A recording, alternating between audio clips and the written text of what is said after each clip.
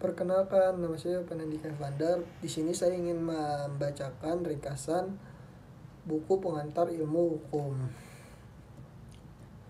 Di bagian pertama, pengertian tentang pengantar ilmu hukum. Yang bab pertama ini, pengertian tentang pengantar ilmu hukum dari sudut pandang pengantar. Dari pembukaan tersebut, PIH menjadi dasar studi atau mata kuliah utama yang tidak boleh diabaikan oleh mereka yang ingin mempelajari masalah hukum dan disiplin ilmu. B. Pengertian dari sudut pandang ilmu hukum. Yang pertama ada Cross memberikan definisi, menyatakan bahwa ilmu hukum adalah setiap pengetahuan hukum yang mempelajari hukum, studi tentang hukum dalam segala bentuk dan manifestasinya. Satjipto Raharjo 1982 sampai 12. Yang kedua, ada ilmu hukum dalam perpustakaan hukum, disebut jurisprudence, yang berasal dari kata jus berarti juris yang artinya hukum atau hak. Yang ketiga, dibandingkan dengan Curson yang berpendapat bahwa ilmu hukum adalah ilmu yang mencakup dan membahas segala hal yang berkaitan dengan hukum. C. Cabang-cabang ilmu hukum yang termasuk ilmu hukum. Pertama ada Jevan Appledorn.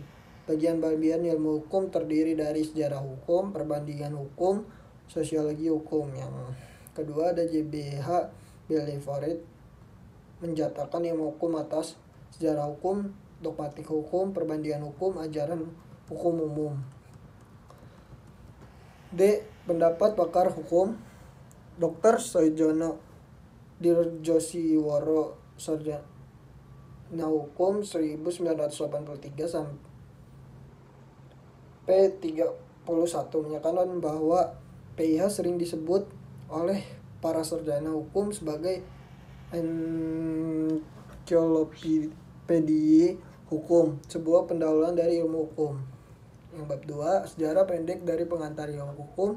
Istilah pengantar hukum tidak diciptakan, tetapi memiliki sejarah sendiri. Pengantar ilmu hukum berasal dari terjemahan bahasa Belanda, Inleiding tot de Wetenschappelijke. Istilah ini mulai digunakan pada tahun 1920, dimasukkan ke dalam Boger Onderwijswet atau Undang-Undang tentang Pendidikan Tinggi di Belanda. Ketiga, manfaat dan peran pengantar ilmu hukum.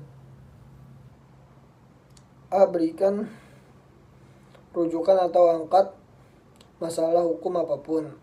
Memperkenalkan ilmu hukum, yaitu ilmu yang mempelajari segala seluk-beluk hukum dalam segala bentuk manifestasinya. C. Mengkualifikasi mata pelajaran pendahuluan, pembukaan, dan memperluas ke arah ilmu pengetahuan hukum pada tingkat persiapan. Bagian 2, hukum bagian objek ilmu hukum. Arti hukum dari segi hukum. Kata hukum berasal dari bahasa Arab dan merupakan bentuk tunggal kata. Jamaknya adalah al-qas, yang selanjutnya diambil alih dalam bahasa Indonesia menjadi hukum. B. Rec. Rec berasal dari rectrum, bahasa Latin yang mempunyai arti bimbingan atau tuntunan atau pemerintahan. C. Lus. Kata lus berarti hukum, berasal dari bahasa Latin luberia, artinya mengatur atau memerintah. Yang D. Lex. Kata lex berasal dari Latin dan berasal dari kata lecere. Lecere artinya mengumpulkan, ialah mengumpulkan orang-orang untuk diberi perintah. Yang B. Definisi hukum oleh beberapa pakar. Profesor Dr. P. Bors. Menurut Bors, hukum adalah seperangkat tataran perilaku atau tindakan orang-orang dalam masyarakat yang pelaksanaannya dapat dipaksakan dan ditunjukkan untuk mencapai ketertiban atau keadilan. Yang B. Prof. Dr. Van Kan. Dalam bukunya yang terkenal Inleiding tot de Wetenschappelijke, para ahli hukum Belanda mendefinisikan hukum sebagai berikut. Hukum adalah keseluruhan aturan hidup yang bersifat memaksa, ditujukan untuk melindungi kepentingan dalam masyarakat.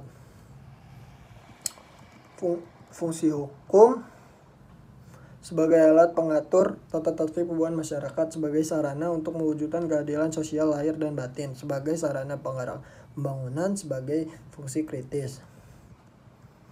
Tujuan hukum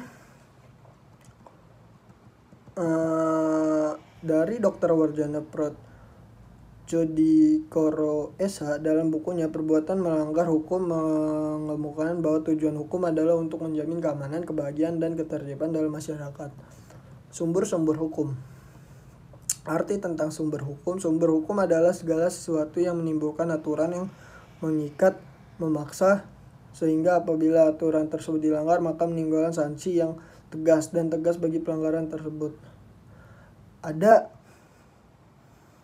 4 macam sumber hukum. Yang pertama ada sumber hukum dalam arti historius, tempat kita dapat menemukan hukumnya dalam sejarah dari segi historis. Yang kedua ada sumber hukum dalam arti sosiologis, merupakan faktor-faktor yang menentukan isi hukum positif seperti misalnya agama, pandangan agama. Yang ketiga ada sumber hukum dalam arti filosofis, kekuatan mengikat dari kaedah hukum bukan semata-mata didasarkan pada kekuatan yang bersifat memaksa, tetapi karena kebanyakan orang didorong oleh alasan kesulitan atau kepercayaan. Yang keempat ada sumber hukum dalam arti formil. Sumber dilihat dari cara terjadinya hukum positif, merupakan fakta yang menimbulkan hukum yang berlaku yang mengikat hakim dan penduduk. Pembagian dan klasifikasi hukum. Pengolahan hukum tertulis. Yang pertama ada hukum tertulis, meliputi hukum undang-undang, hukum perjanjian antar negara, dan sebagian kecil hukuman adat. Hukuman tak tertulis meliputi hukum kebiasaan, sebagian besar hukum adat, hukum jurisprudensi, hukum ilmu, dan hukum revolusi. Terus ada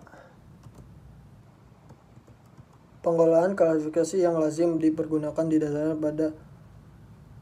Yang pertama ada berdasarkan sumbernya, hukum undang-undang, hukum teradat, hukum adat, hukum jurisprudensi, hukum ilmu. Berdasarkan kepentingan yang diatur, hukum privat, hukum publik. Berdasarkan hubungan antar hukum ada hukum antar waktu, hukum antar tempat, hukum antar golongan, agama, dan privat internasional. Berdasarkan hukum pertalian, hubungan hukum. Ius constitutum, ius constituendum. Hukum objektif, hukum subjektif. Berdasarkan kerja dan sanksi. Hukum kaidah, hukum sanksi, memaksa, dan mengatur. Berdasarkan kekuasaannya ada hukum nasional, internasional, dan asing. Berdasarkan sifatnya hukum paksa dan hukum tambahan. Bagian 3, ilmu hukum sebagai ilmu kaidah. Kaidah sosial, kaidah yang mengatur tingkah laku manusia. Kaidah susila, kaidah tertua dan orisinal juga terdapat dalam hati manusia itu sendiri, karena manusia adalah makhluk yang berbudi luhur. Kaidah kesopanan, manfaat hidup yang timbul dari pergaulan masyarakat. Kaidah agama, norma sosial yang berbakar pada Tuhan, mengandung larangan, perintah, dan ajaran. Kaidah hukum menjadi imperatif melindungi kepentingan manusia dalam pergaulan hidup dalam masyarakat. Yang B, penggolongan kaidah. Tata kaidah dengan aspek kepribadi, kaidah agama, kaidah kesusilaan. Tata kaidah dengan aspek kehidupan antar pribadi, kaidah kesopanan, kaidah hukum. Yang C, hubungan antar kaidah hukum dengan kaidah lainnya. Hubungan positif yakni hubungan yang saling memperkuat. Hubungan negatif yakni hubungan yang saling melemahkan. Bagian kelima ada ilmu hukum sebagai ilmu pengantar. Objek hukum, segala sesuatu yang berguna dari subjek hukum dan yang dapat menjadi pokok permasalahan dan kepentingan bagi para subjek hukum, oleh karenanya dapat dikuasai oleh subjek hukum. Subjek hukum adalah sesuatu yang menurut hukum atau berwenang untuk melakukan perbuatan hukum, atau siapa yang mempunyai hak dan cakap untuk bertindak dalam hukum. Peristiwa hukum, suatu kejadian biasa dalam kehidupan sehari-hari yang akibatnya diatur oleh hukum. Hubungan hukum, hubungan antara dua atau lebih subjek hukum. Dalam hubungan hukum ini, hak dan kewajiban pihak yang satu berhadapan dengan hak dan kewajiban pihak yang lain.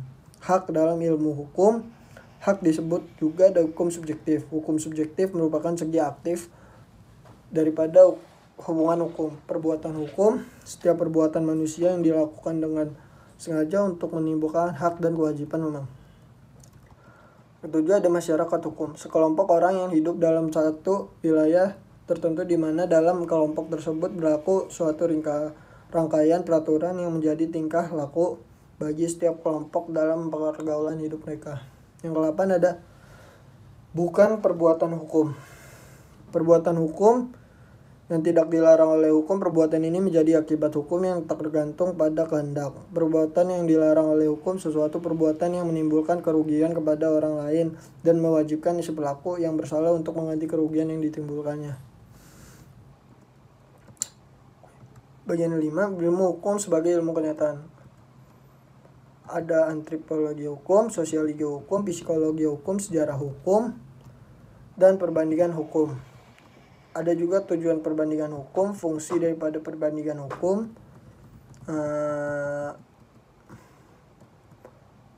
manfaat dari perbandingan hukum, dan